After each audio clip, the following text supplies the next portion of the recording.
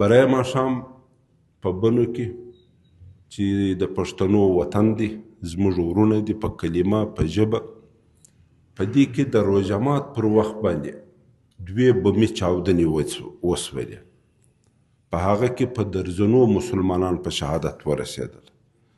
تاسو باور وکړئ نن ماپښین اجتماعي جنازه وه، دغه جنازې دی پرتې ولې چې سترګې نه پسې رسېدلې، او دومره مخلوق راغلی و دې جنازې له چې په دغه اجتماع پسې سترګې نه رسېدلې.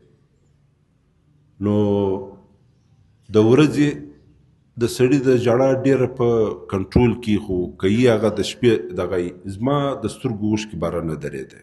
ما ویل یا الله دغه فرضي روژه، دا د عبادت میاشت ده، دا د سکون میاشت ده، دا تا ته د قرب میاشت ده. زموږ پر وطن پر دغه عذاب باندې تېرېږي.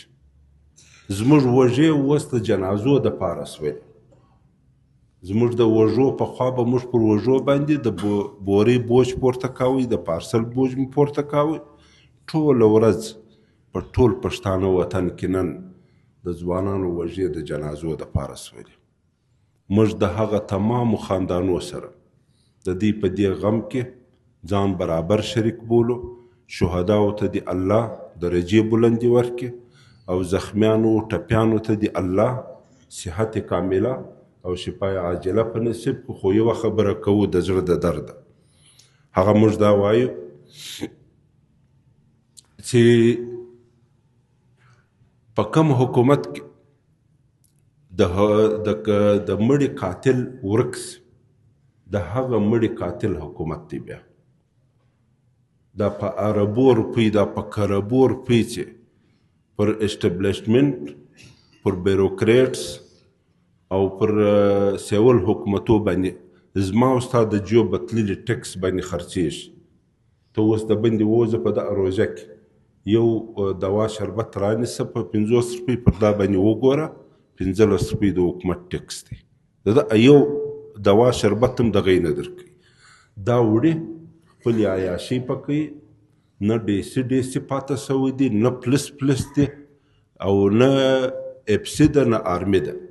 په دغه علاقو کې د پښتنو په وطن کې، په بنو په دا علاقو کې چې مازدیګر لمر لا نه یې پرېوتلی، آرمي، اپسي، پلس دا ټول صفتانو کې تاڼې په ځان پسې وتړي.